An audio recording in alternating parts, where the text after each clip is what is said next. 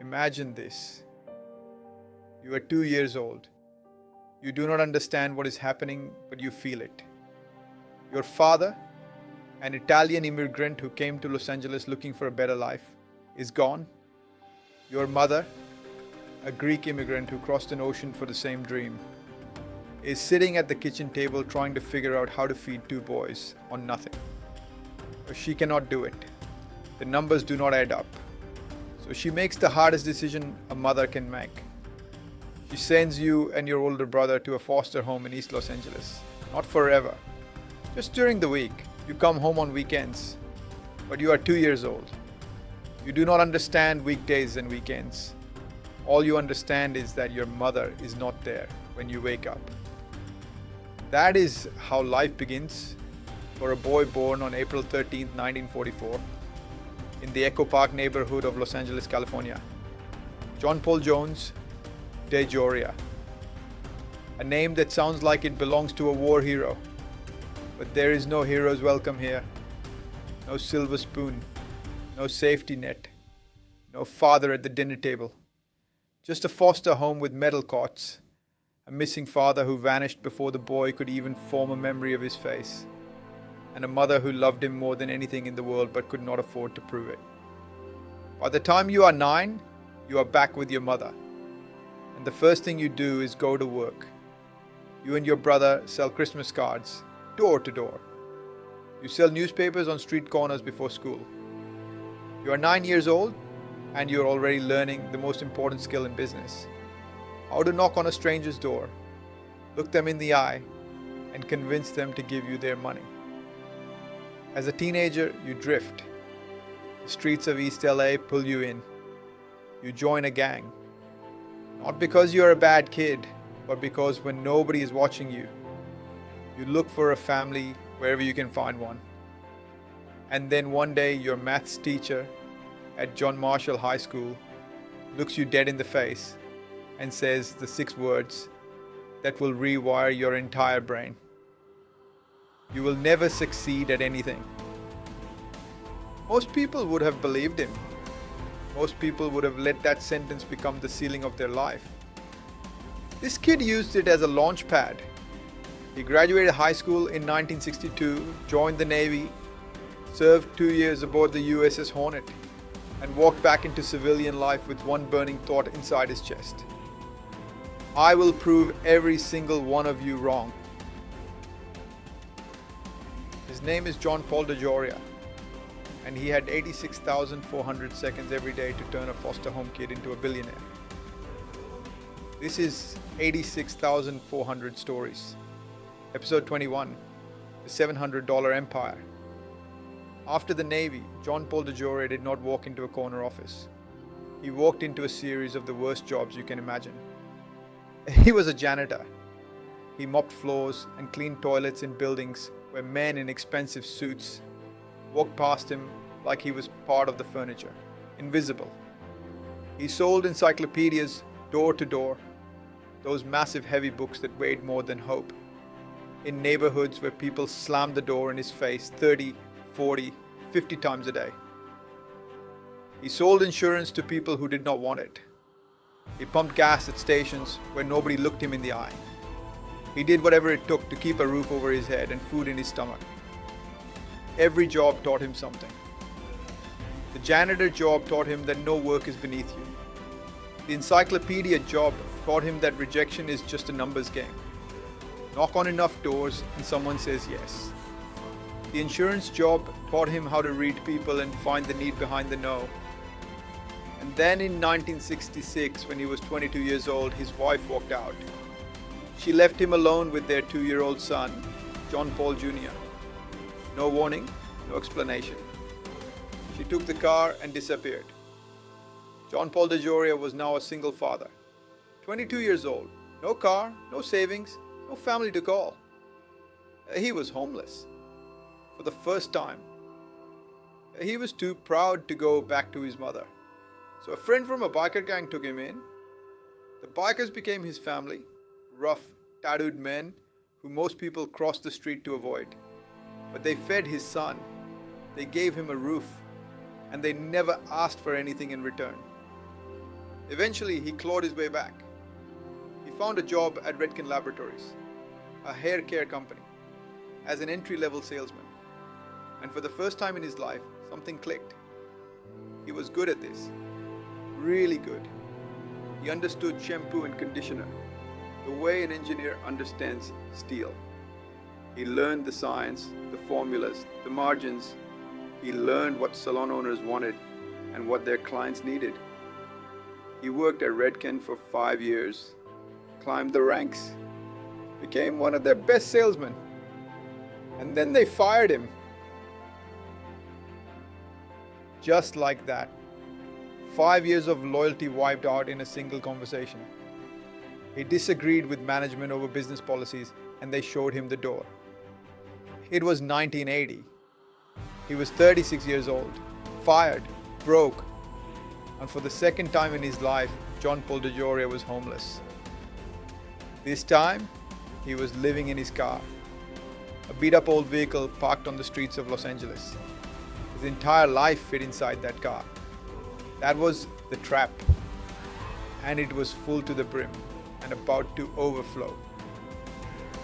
While John Paul was at Redken, he had made a friend, a hairdresser from Scotland named Paul Mitchell. Not just any hairdresser, one of the most talented stylists in the business. Paul had magic in his hands. He could cut hair in a way that made people look like different human beings. The two of them had been talking for years about starting their own hair care company. Not just another brand on a shelf. Something different. Something that actually worked. Products made by people who understood hair. Not corporate executives in boardrooms who had never held a pair of scissors. In 1980, they decided to do it. And here is how much money they had.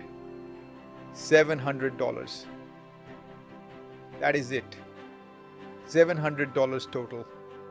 Some of it borrowed from John Paul's mother. That was the entire budget for a company that would one day generate over $900 million a year. They could not afford fancy packaging. So they went with plain white bottles with simple black text. Not by choice, by poverty. But somehow it looked expensive. It looked clean and chic and intentional. The limitation became the brand. Now here is where the friction enters the story. Nobody would stock them. Every distributor said no. It was 1980 and America was in an economic crisis.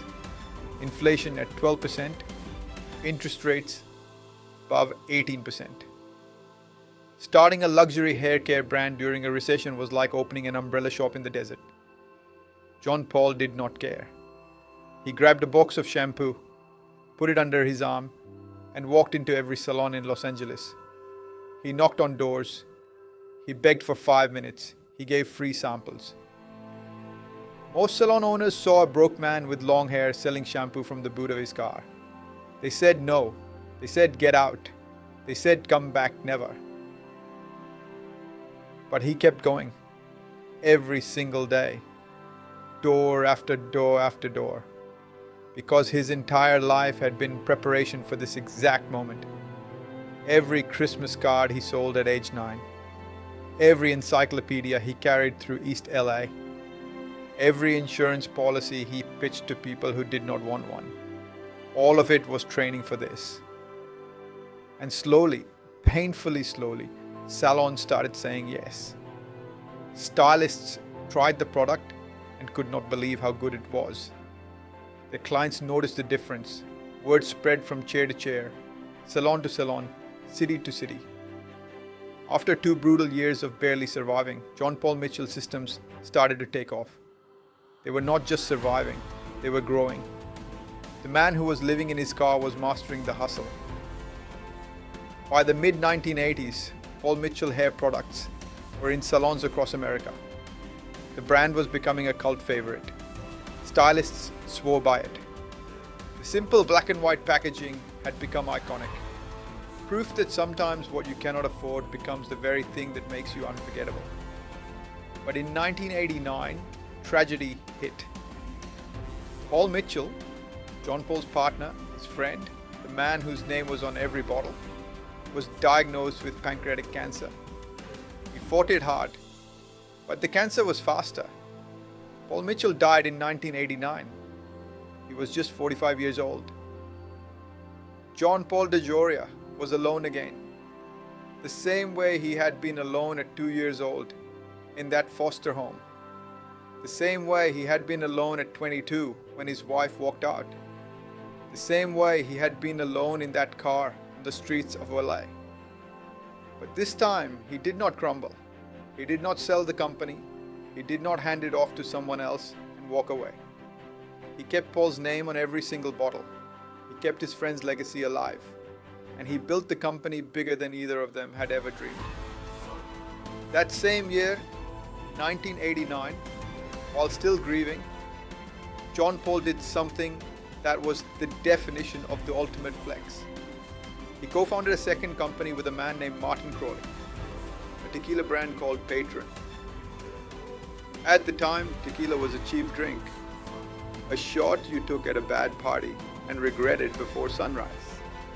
Something you poured from a plastic bottle into a sticky shot glass at a college bar. Nobody, absolutely nobody, thought of tequila as premium or luxury. It lived on the bottom shelf next to the hangover. They created the premium tequila category from nothing. Patrón did not just enter the market, it invented a market that did not exist. Every fancy tequila you see on a bar shelf today exists because John Paul DeJoria decided that a bottom shelf drink deserved a top shelf life.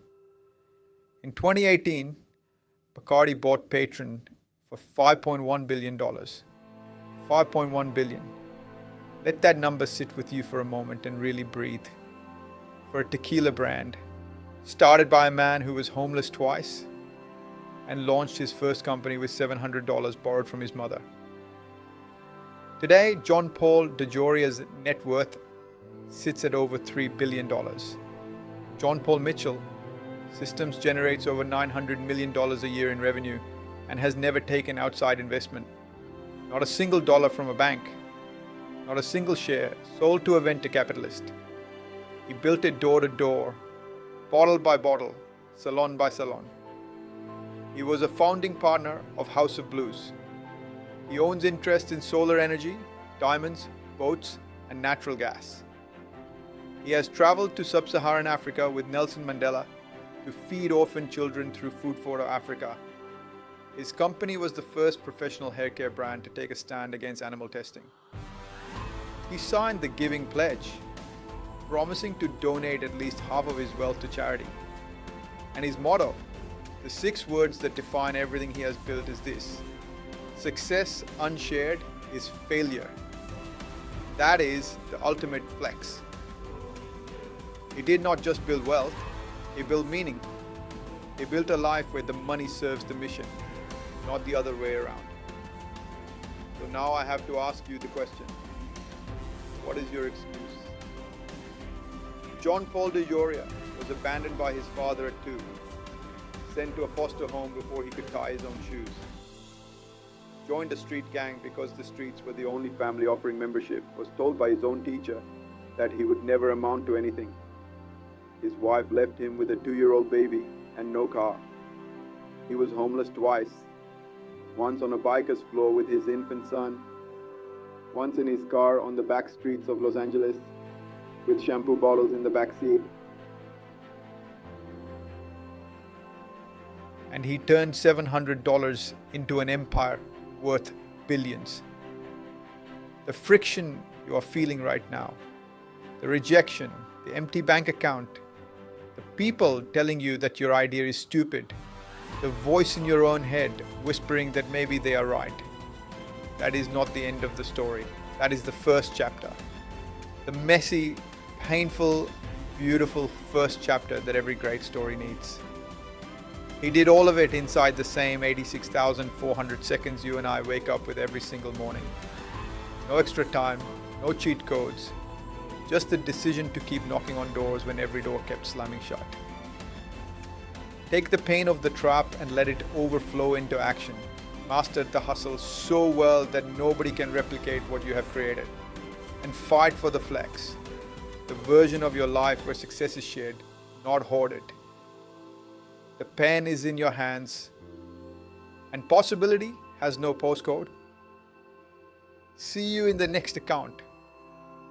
This has been 86,400 Stories, hosted by Mayo. Every second, there is a story.